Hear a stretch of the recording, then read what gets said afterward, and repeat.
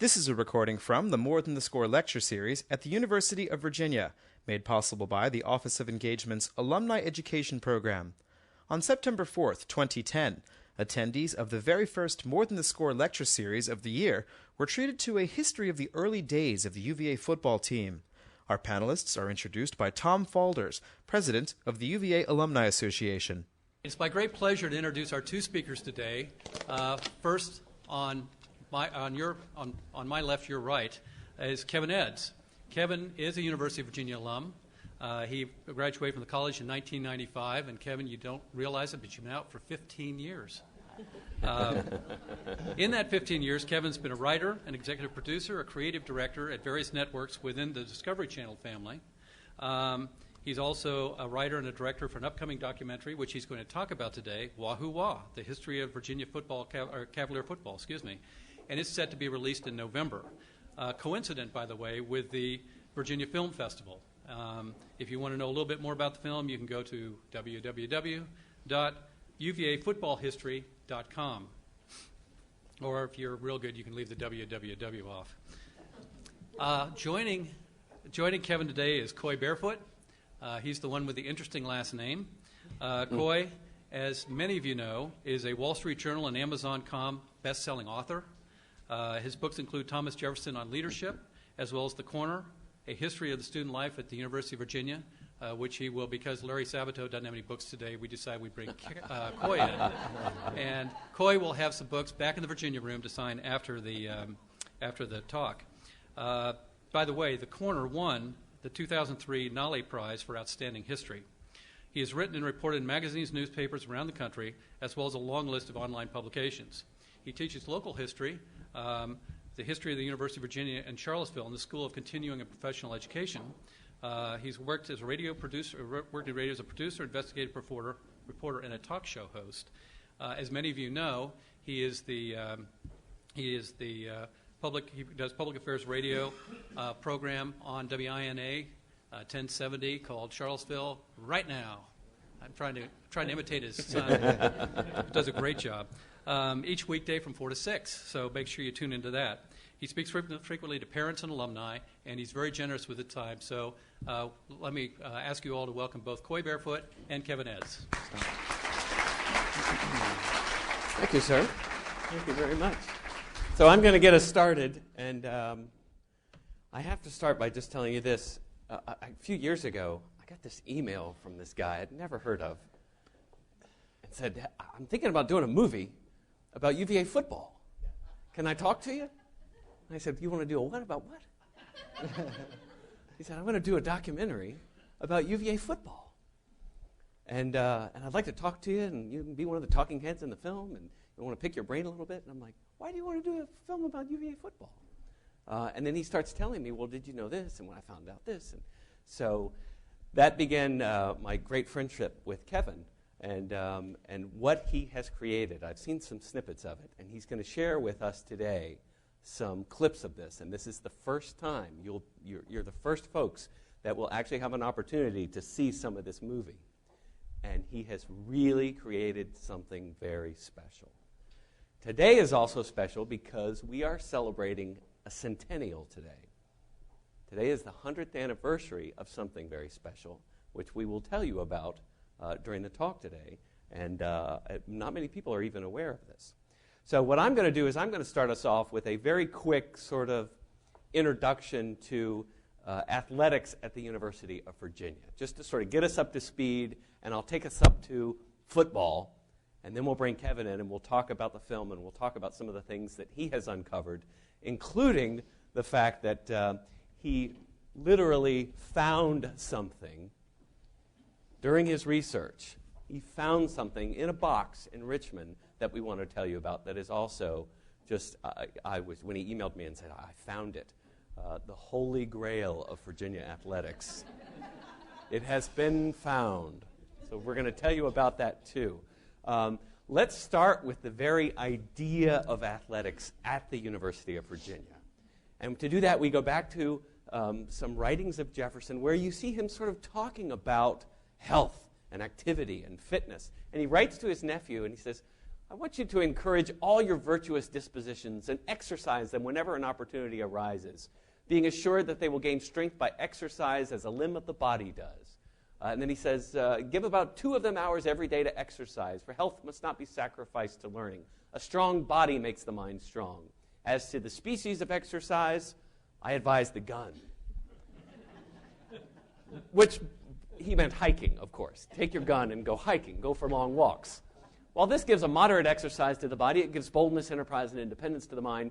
Games played with the ball and others of that nature are too violent for the body and stamp no character on the mind. Let's just keep that between us. We don't want to be sharing that out with the crowds today. Let your gun, therefore, be the constant companion of your walks. So that's where Jefferson was coming from when he thought of athletics. Now, the very first mention of sports and athletics at the University of Virginia comes not from Thomas Jefferson, but it comes from architect William Thornton, whom Jefferson had written in the 18-teens. Hey, we're setting up a school. We're going to build a school down here in Charlottesville. I'm so excited about it. Do you have any ideas for design? And Jefferson said, this is sort of what I have in mind. And so William Thornton writes back this very long letter, way more than Jefferson asked for, basically telling him how to do his school. And this is the curriculum you want, and this is all, you could just imagine Jefferson reading this up at Monticello thinking, oh, God, I didn't ask you all this. But anyway, what's important is in this letter is the very first mention of sports at UVA. And William Thornton says, there ought to be extra grounds for the great exercises, such as running, riding, archery, shooting with pistols, rifles, cannons, the military exercises on horseback and foot. In the Roman Catholic Academy at Georgetown, they've erected a ball alley. But I would allow no child's play. Let all the exercises be such as would tend to make great and useful men. Very first mention of sports at UVA. So when Jefferson builds the University of Virginia, the very first design we see of the rotunda here from the spring of 1819, you'll notice that it's just sitting out in the grass at the end of the lawn. Well, what happens is he gets sick, and he's up at Monticello, and he's almost bedridden, and he's really giving some thought to this idea of athletics at UVA. And this is what happens as a result. You'll notice that all of a sudden, he got this idea in 1823, the design comes out in 1824, a year before the school opens. All of a sudden, he's got this idea to connect the rotunda out to the pavilions and close off the north end of the lawn. That idea is 1823. We first see it in the drawing in 1824. Well, where did that come from? It came from a covered arcade, 80 foot by 30 foot, that would be in front of the rotunda at the ground level and connect Pavilion 1 with Pavilion 2 and create a wall at the end of the lawn, this sort of arched, open, covered walkway. This was the very first gymnasium at the University of Virginia. Jefferson designed it, and it was connected to the rotunda. Athletics, sports, fitness was designed into the academical village. He wrote that the 2 open-air apartments adjacent to the same story of the rotunda shall be appointed to the gymnastic exercises and the games of the students. A military instructor will be provided. That was the idea of the first sports. It was what we would think of today as ROTC. Get a uniform, get a gun, march. It's good for morale. It's good for exercise. It gets you out there. So the very first gymnasium is that covered archway that is right in front of the rotunda, that when they rebuilt the rotunda after the fire, they carried that theme all the way around. Stanford White did. So here's the drawing, famous drawing here from 1856, and you'll notice at the foot of the lawn, there's this, the second gymnasium at the University of Virginia, and it's an open-air athletic field with, everything you could think of. Place archery and places to fire your gun. And this area was called the Triangle by the students. Here's the famous Pratt map from 1858, which shows the drawing of the grounds. You'll notice that something happened at the end of the lawn in the 1840s. And what happened is they took that they took the place that was attached to the rotunda in the early 1840s that was created for the students for athletics, and they closed that in and created 2 rooms because they were desperate for space. And they created a chapel and a reading room. So that's where we got the open-air gymnasium. The kids needed a place to exercise, so they went down to what was called the Triangle at the foot of the lawn. Then in the 1850s, they built this. Look at that big dot. It was a big, round, wooden building at the foot of the lawn. And it was there in the 1850s and was torn down in the 1870s. That's the third gymnasium at the University of Virginia. One of the students wrote in 1859, a gymnasium has in it something so mechanical, so businesslike, that exercise ceases to be a pleasure and becomes a labor. Where are the sports that would become a great university and the vigorous youth of a great state? Where are our cricket matches? Would not the Ravenna support a boat club? So that's when we see, and we did see a cricket team in the 1850s, but you really start to see this explosion of organized athletics following the Civil War. You see a baseball team, you see the rowing team on the Ravenna, and then the first mention, Kevin can correct us if I'm wrong here, but the first mention of football, October of 1872, the student says, while strolling in a meditating mood down to the post office, we were attracted by a crowd of coatless youths in the grounds of the university, engaged in what seemed to us the insane sport of madly rushing together and trying to kick each other's hats off. So that is the birth, then, in the late 1860s, early 1870s, of football, which, of course, at the time was more like soccer or rugby. It would be years before we would see the game that we would recognize today. As a matter of fact, that's one of the stories that we'll share with you today, UVA's national place, leadership in creating American football. Which brings us to Wahoowa, online at uvafootballhistory.com, and Kevin Eds, who we'll talk with now, who can tell us first, where did the idea come from? Yeah.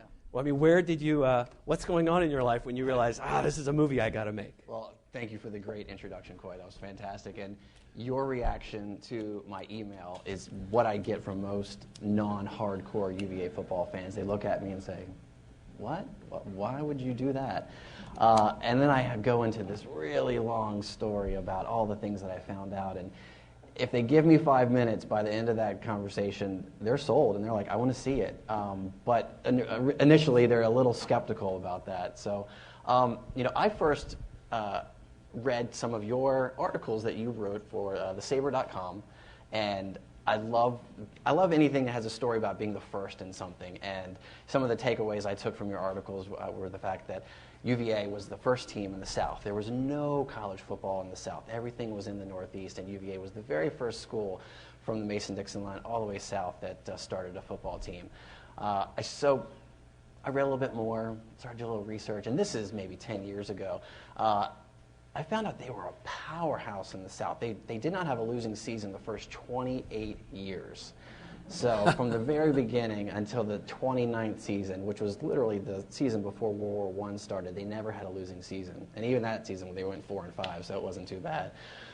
So I thought that was pretty interesting. And I heard about Bill Dudley. I knew about the Dudley Award here in the state of Virginia, given to the best football player in the state of Virginia. And then I read about Bill Dudley, and I found out that he won the Maxwell Award, which was given to the best college football player in the nation. Many people think the Heisman is a more prestigious award. Well, in 1941, when Bill won this, the Heisman was only 2 years old, so it really didn't have as much prestige as it does now. Bill was the first pick in the NFL draft in 1942 by the Pittsburgh Steelers and had a Hall of Fame career. So I thought that was fascinating. Then I found out that UVA had one of the worst losing records in the country. Actually, it was the longest losing streak in college football history in the 50s, 28 straight games. And then, obviously, when I came to school in 1990, they were ranked #1 in the country for 3 fantastic weeks. And so I just saw that as a natural story arc. Yeah. And I thought, this is great.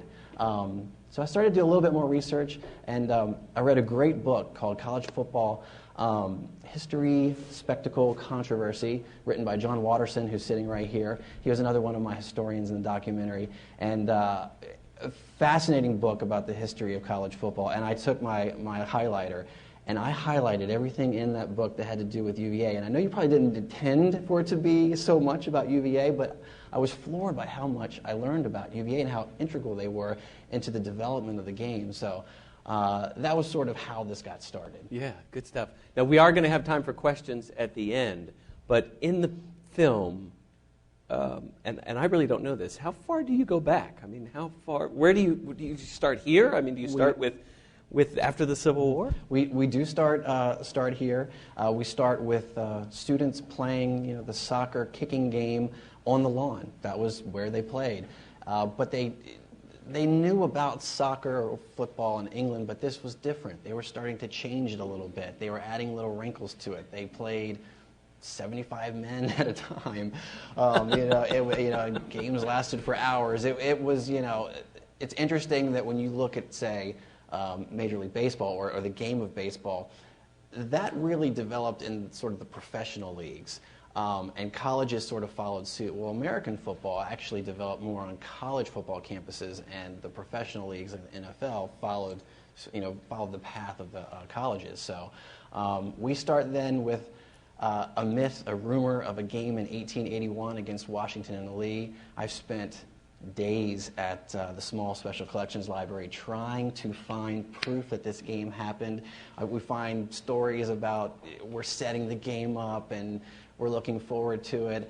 And then I read an article that said that it happened, but there was no record of the score. If that game actually happened in 1881, it would make UVA the fourth oldest team in the country. You would have Princeton, Rutgers, and I think it was Yale, but that would just be shocking. I have not yet been able to nail that down, but still, just the thought of that. That they were organizing it. Yeah. You'd have Washington Lee, too. And that would have been their competition, so I guess a tie for Washington and Lee, absolutely. We were fortunate enough to, obviously, I have to interview my historians to talk about those times long ago. We were fortunate enough to interview an alumnus of the university who actually played football here in 1931. His name was John Risher, and we interviewed him 2 years ago. He just celebrated his 100th birthday this past year, and he played actually at Lambeth Field. I don't know how many people have gone out to Lambeth Stadium during your time here. He actually played there.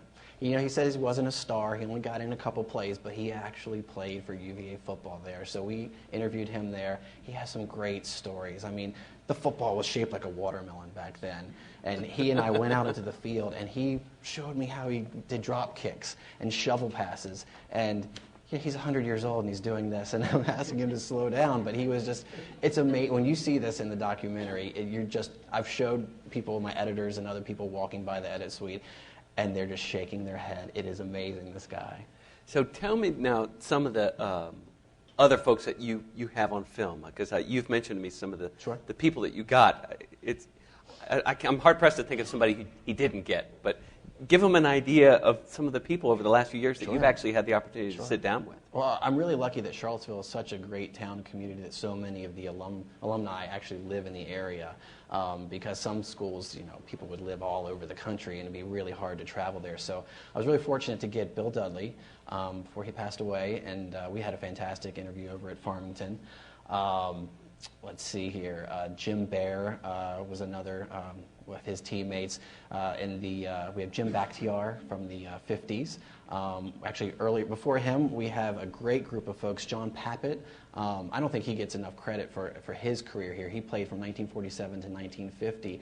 And he was an amazing running back that led UVA's teams to great heights. He actually finished his career, I found this out, as the all-time leading rusher in NCAA history. He ran for more yards than any other player in NCAA history when he graduated in 1950, which I think is just amazing. We got his teammates Tom Scott and Joe Palumbo. In the 60s, we have Frank Quayle. You may have heard Frank, doing the radio broadcast here for UVA football games. We got, obviously, George Welsh and Al Groh and Mike London. Let's see, we got Jim Dombrowski from the 80s. I'm missing so many people. I think we interviewed over 40 people. One of the highlights for me was the 4 of the great players from the 1990 team, Sean Moore, Herman Moore, Chris Slade, and Terry Kirby.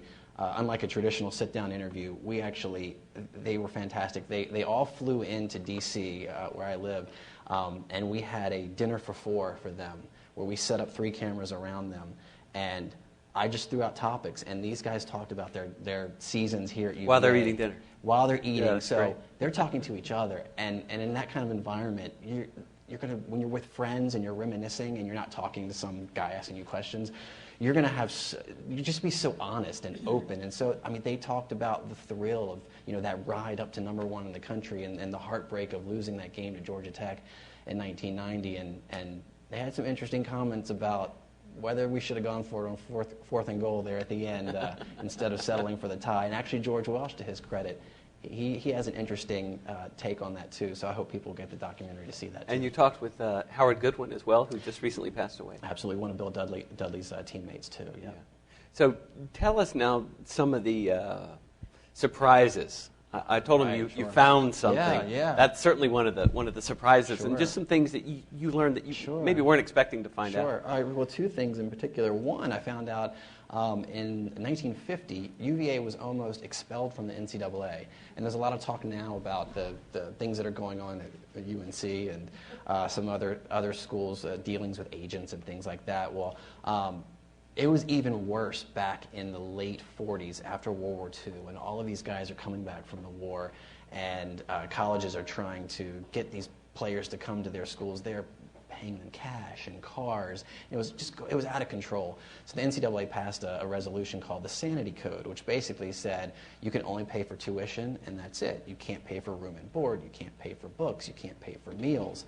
And UVA, to their credit, said instead of sort of cheating this secretly, we're just going to come out and tell everyone right now, we're not going to follow this rule. This is ridiculous. Our guys can't pass their classes, play football, and hold down a job to pay for school. So we're going to pay for one meal a day, and we're going to pay for room and board and tuition. But that's it. And, oh my gosh, the NCAA went crazy. Of course they did. Yeah. There was this huge, and along with 6 other schools who followed suit, Maryland, Virginia Tech, Wake Forest, I think were in there too. These were called the 7 Sinners, and there was a vote at the NCAA convention as to whether or not they're going to be expelled. And I tell you what, I'll watch the documentary. It's interesting what happened with the vote. Let's just say that for a split second, UVA was expelled. Wow, expelled from the NCAA. Yeah, exactly. Now the how other about thing, the holy grail of Virginia athletics? Okay, so you guys recognize the colors of my tie here, and I'm sure you guys know the story. Anybody know the story about how UVA got their colors, the blue and the orange? A brief version of it. My son, who's been helping me edit it, yes, he knows the story. Well, very, very briefly, I'll go ahead and tell you that before 1888, UVA wore scarlet red and cardinal gray, which were symbolic of the colors of the Confederacy. And in 1888, they wanted to spice things up, and they had a meeting trying to decide what the color should be. And there was a student at this meeting, Alan Potts, and he was a star football player there in the 1888 team. You saw the slide before. And he came there wearing this boating scarf that he got from Oxford. Orange and blue, just like this. He was on the rowing team there the summer before. I guess he was there in the summer. And someone grabbed it and held it up and said, how about these colors? And everyone loved the idea and thought it was great. So I love that story. We were going to tell this story in the documentary. Coy talked about it during our interview. And then I started thinking, what happened to that scarf? Like, that's pretty cool. I wonder if his, so the New York Times obituaries and just Google searches, I ended up finding Alan Potts' son and his son's daughter and her son, and all the way down until I found his great-granddaughter who grew up in Richmond, and she said, oh yeah, well there's half of that scarf still exists. He cut it in half, and unfortunately one half burned in a fire at their family home. But the other half was given to a friend, the Bryan family, who started the Richmond Times-Dispatch, was given to them, and someone from the Bryan family in the 60s donated it to the Virginia Historical Society. So I called them up, and they said, wow, no one's asked about this thing since basically it was donated in the 60s. And I said, I would love to come down with my camera crew and shoot this and talk to one of your archivists there. And we brought Jane Potts, Alan Potts' great-granddaughter, there. So you'll see in the documentary, which is something people haven't seen ever, except for the Bryan family, I guess, since the 1880s, whenever it was half of it was given to them. And Jane sees it for the first time. We get to see her reaction, and it's a pretty cool story. This is the very first orange and blue at the University of Virginia. No, no, it's not. It's not. They did wear striped hats back then, but those were probably cardinal red and scarlet gray, I think. Yeah. So. That is amazing, that it exists, that it still exists, and that he found it. And it's one of my dreams, and Tom Falters shares this dream. We'd love to bring that scarf back to the University of Virginia and have an exhibit and tell the story.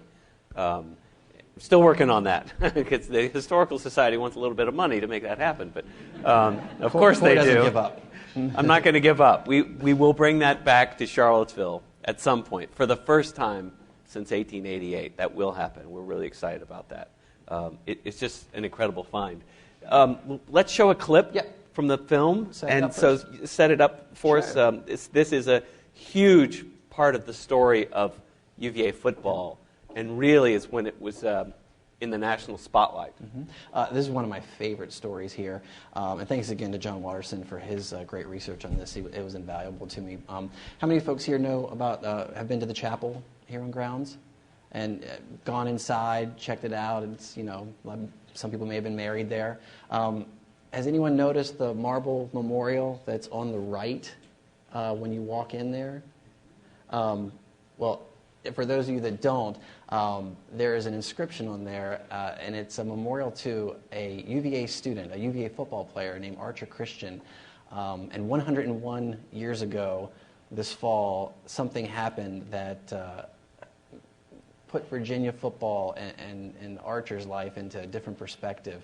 And this will be in the middle of the documentary here, about a third of the way through. This is the first time anyone's seen this, really, except for Coy and obviously my son, who edited it. And so I hope you guys enjoy this. My name is Archer Christian Burke, and I'm named for my uncle, Archer Christian, who was killed playing football. We're standing here on the site of the football field at Georgetown University in the late 19th and early 20th centuries. And it was here, early November 1909, that Georgetown and Virginia met again on the 20th anniversary of their first meeting. Now, going into the game, UVA is the powerhouse team of the South. The national press is covering this game. Over 600 UVA fans get on the trains and travel up to D.C. Not only go to the game, but to lead a huge parade in Washington. Archer Christian was a freshman in that game in 1909. Archer Christian was having the very best game of his career. Apparently, he had a really good first half of that game against Georgetown. Yeah, Christian's sort of patented move in those days was to turn his back and leap. It's kind of a dangerous thing to do, particularly in those days. But I think he would jump in the air, try to get over the defender or something of that sort. And he was known for his patented somersaulting leap, where he would catapult himself into the air and leap backwards to gain additional yardage. Toward the end of the game, he took off on one of his runs, and he was attacked by a mass of Georgetown players, and he went down in a heap. And when they unpiled the players, Archer Christian was lying motionless on the ground. In fact, it could have been on this very spot that this tragic occurrence happened. Christian was down. People from both Georgetown and UVA were huddling over him. The trainer came out. Christian became conscious briefly. Christian at one point said, "Doc, I'm really hurting, Doc," as he leaned over the stricken player. He said, "Did you see they stepped on my face?" Then he lost consciousness. Archer Christian's mother, for some reason, had come to Washington, but sensing some premonition, having a premonition that something might go wrong, she had not come to the game itself, but had stayed downtown at a Washington hotel, praying that everything would go well for her son Archer. She thought something was going to happen, and she told everybody she was in the hotel, which that is just a dramatic story. So then they took him to the hospital, and they couldn't do a thing about him. It was too late. I mean, it was just horrible. But I sort of related to all these young men who go off and give their lives to their country. He gave his life for his college. That death really created a national sensation. It was the front page story on the New York Times, for instance, that next morning. The death of Archer Christian set the scene for a revolution in college athletics because the cry came up around the country that college football is too dangerous. President Alderman was determined to do something, to save a sport that he truly loved. 5 days after Christian's death, John Mosby, a former Confederate general and UVA student, wrote a scathing letter to President Alderman on what he called the murder of Archer Christian. The very fact that a university surgeon went with the team shows that they knew they were going to war. John S. Mosby. The country was outraged. Politicians had legislation to ban football, to make it a crime in America to play the game of football. So, in reaction, President Alderman gets on a train with William Lambeth, and they head up to New York to meet with all the other presidents of all the other major schools. And all these guys get in a room, and they realize they've got a problem. And in that room, at that moment, President Alderman stands up, and he makes an impassioned speech to save football in America. And his point is this: if we're going to do this, we've got to change the rules. We've got to make this a safer sport. And we have to think differently about how we're doing it.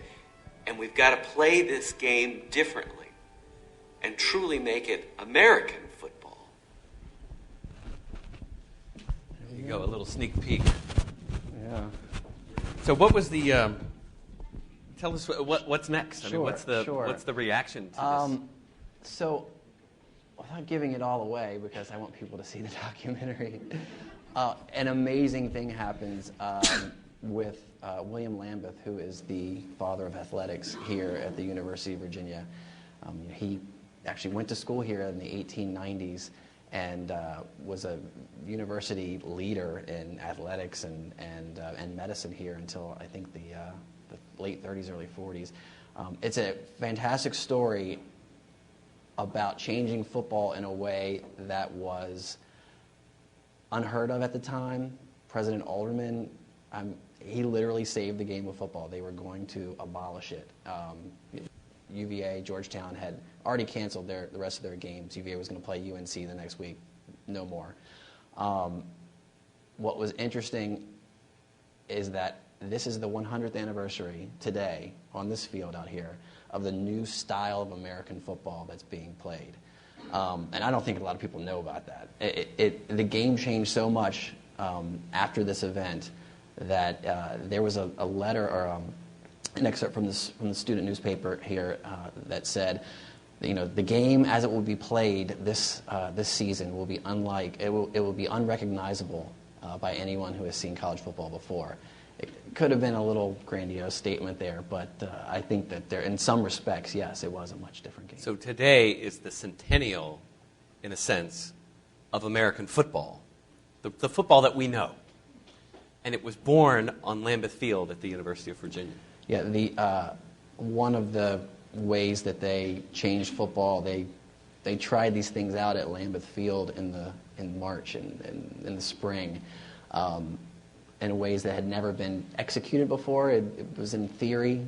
This gentleman on the rules committee, and Walter Camp, the father of athletics, asked William Lambeth, "Why don't you try this out?" Because Lambeth took a real lead in this rules committee, more so maybe than some other folks. And Lambeth created a really interesting rule. You see the documentary. Some people may already know it. And they practiced these things out on Lambeth Field. And he wrote back to Walter Camp and said, seems like it's a little safer. It seems like the game actually is a little more fun, too. So it works. Yeah, it was neat. So Lambeth Field was the laboratory. It was the laboratory. Where they experimented with these new rules and really changed it from sort of the rugby hybrid that it had been to the game that we recognize today. Yeah, so don't build any more dorms. We got to keep the colonnades there. I love that place.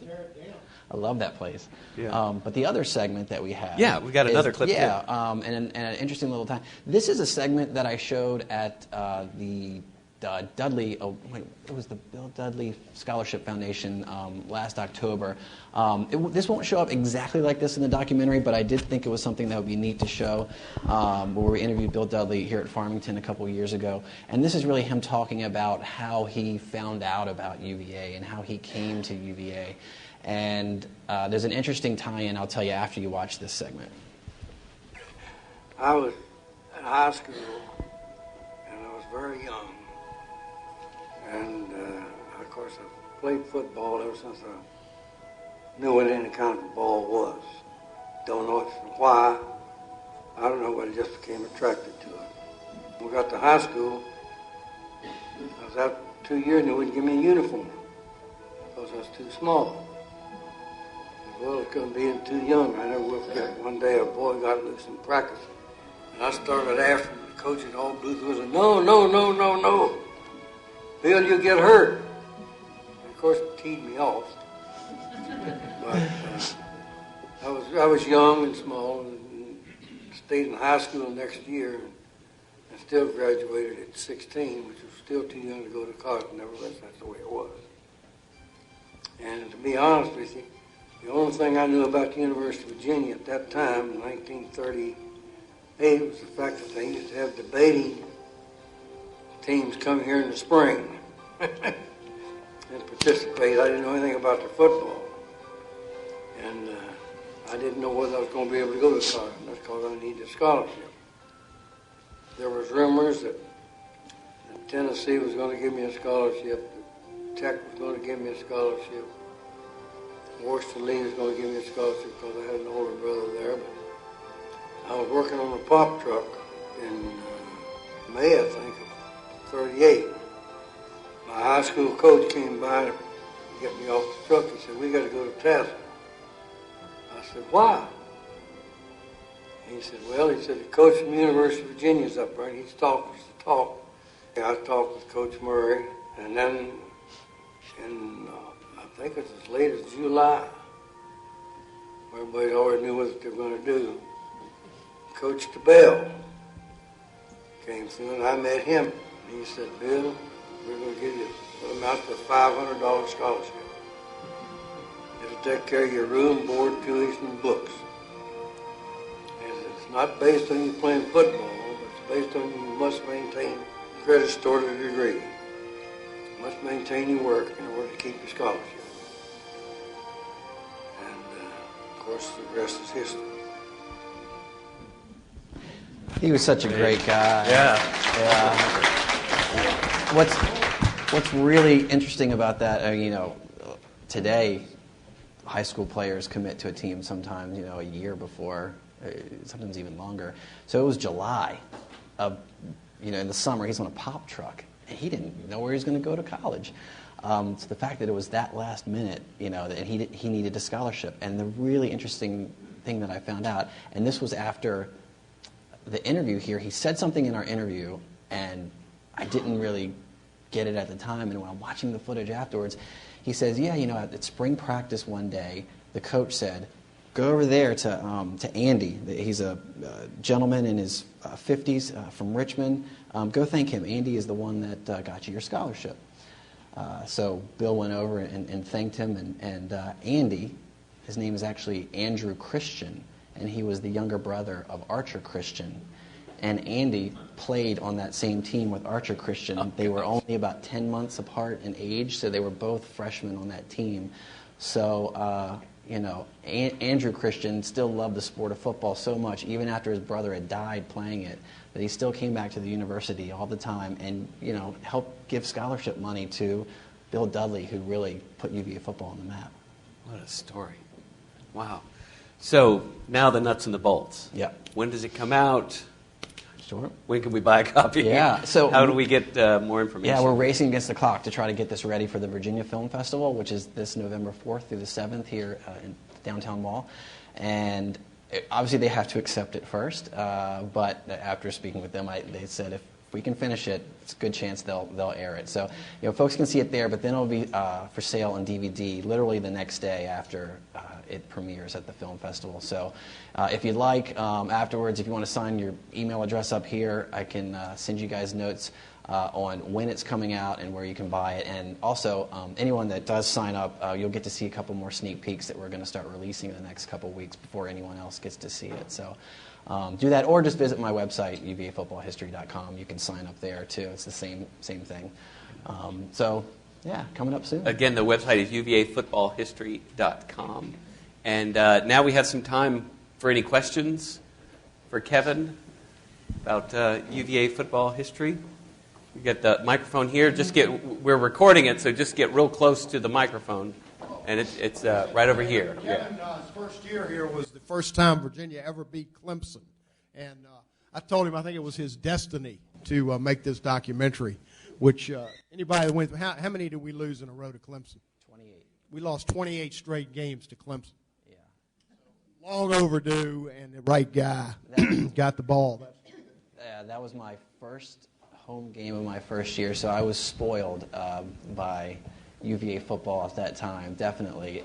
And so it made it, and when they became number one in the country, I didn't know about the 28-game losing streak from 1958 to 61. So. Any other questions? We got a question back there. Yeah, Althea will help us out with the microphone. Are you going to have anything about our victory over the University of Pennsylvania in 1949? Yes, sir. We're going to talk about that. Good. Yeah, that was a huge game.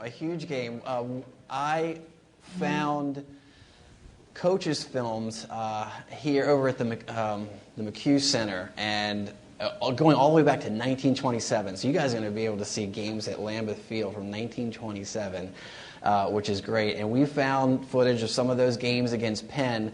And I also went to the National Archives. Fortunately, I live in D.C., so I can go to the Library of Congress, I can go to the National Archives. And at the National Archives, I found some, folks remember the Universal newsreels that would play before movies back in the late 40s? That's how people found out about, their news. And I found the highlights of the UVA Penn game in 47, which was actually a loss. They were both top 10. And another game, I think, against Tulane, which is really cool to see that in a newsreel. Yeah. Now, for folks who don't know the significance of the 49 game against Penn, it was a big game, right? Yeah. Oh, absolutely. Let me sort of try to put that in perspective. UVA had never been ranked in the top 10 before. They went 6-0 to start the 1947 season and went up to Penn to play them. John Pappitt, who I mentioned before, who finished his career as the all-time leading rusher in NCAA history, was a freshman. And they lose this game to Penn. And UVA's coach, Art Gepp, who gets a lot of attention in the documentary, he's another fantastic coach that not a lot of people know about. He told the press, he said, "We're coming back in 2 years, and we're going to win." And they came back, and he had this fantastic strategy when you see it using John Pappitt as a decoy, and it was a huge upset win. That's not the game where Seal urinated on the That microphone. is the game, yeah. It is? It is the same game? The UVA mascot Seal, the dog that went with him on trips, decided to make his mark on a Penn cheerleader's megaphone. And he goes down in history. Collegiate history. Got another question over here. Yes, Sure. sir. Back in the old days, did UVA play any local high schools? They did. Their first game ever was against Pantops Academy, as Coy puts it so eloquently in the documentary, up on Pantops Mountain. And it's interesting, the UVA athletic department recognizes the 1888 season as the very first season because that's where they played another collegiate team. But I actually found out they started the program started the year before in 1887 and played 2 games. So for me, in my documentary, the program starts in 1887 and they played Pantops twice. The first time to a scoreless tie. Yeah. And the second, I think it was 2014. So, but they're putting a team on the field in 1887. Yes. And we talk about 2 of the gentlemen in the picture that you saw there that were graduate students here. One came from Yale and the other from Princeton, which were the real big teams of that era in the 1880s. And they had seen what had happened at their schools at Princeton and Yale, and came down to UVA and said, what's going on? Why is there not a football team here? There was a little intramural, games going on, and they said, let's organize this. And they brought their knowledge down. So in 1887, they started an official team. Yeah. We have another question back here. Yes, sir. Yes, one memorable game for me was the year we beat Army. I think it was 1964 here at Scott Stadium, 35-14, which was a big upset. And then a question to slightly turn the conversational corner to academics. One of my professors here, Bobby Gooch, I believe played football pretty well at Virginia. And I think he was also a Rhodes Scholar. So my question is, how many football players from Virginia have become Rhodes Scholars? That's a great question. I don't know that. I don't know the answer to that. Yeah, I don't know the answer. Bobby Gooch, like you said, was a great player in 1913 to 1915. And he was the author of a report called the Gooch Report, which in 1950 said that we should de-emphasize athletics here and possibly even disband the football team. And that caused a huge stir here. And people were really surprised, especially because here's Bobby Gooch, this guy that was a star player in the teens, and why is he doing this? Well, I ended up finding out from Ann Southwell, who was at the Small Special Collections Library. It's been such a great help to me that a professor named Atchison Hinch, which is such a interesting sounding name, was actually the leader of this group, but for political reasons said, hey, Bobby, why don't we call this the Gooch Report instead of the Hinch Report? So it was politics. It was politics. Yeah. So I don't know whether Bobby Gooch, he might get a bad name for, Bobby Gooch, but another tie-in, Bobby's brother played on that 1909 football team, and he handed the ball off to Archer Christian before that fateful play. So everything is intertwined. And It's what such about a great story. the Army game? And the Army game in 1964, we have footage of that, and Bob Davis, who was the, is that correct? Bob Davis was the star quarterback then?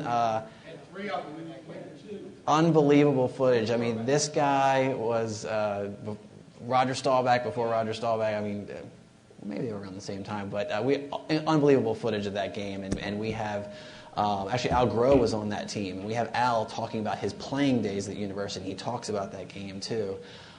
All right. Okay, so we have a gift for whoever can answer this question.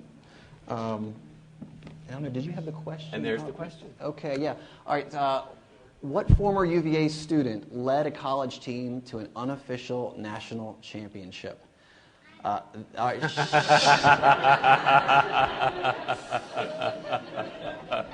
Well, a historian right there. I will let you know that that led is an interesting word. You can lead a team in many different ways. You can either play or you can do it in other ways. And if somebody knows, we'll just raise your hand, we'll call on you right away. Does anybody know it? We can start giving clues. Does anybody have it?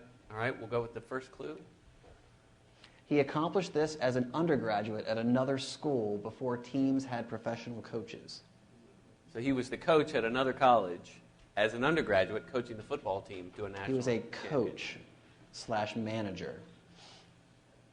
Anybody? All right, this is a great gift. You have heard his name. All right, he's very well known. We got one right here. No, sir. Good guess, though. Closer. He attended the UVA right back School here. of Law. That's it. You got it.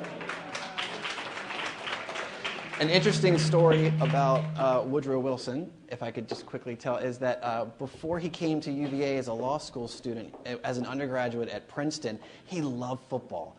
It was his passion. He didn't play it, but he coached, he managed, John told me this, he wrote for the student newspaper, publicity. He sold tickets. He walked the sideline. If the crowd wasn't cheering loud enough, he took his umbrella and swung it around and he tried to get it going. So he came here to UVA as a law school student in 1879, I believe.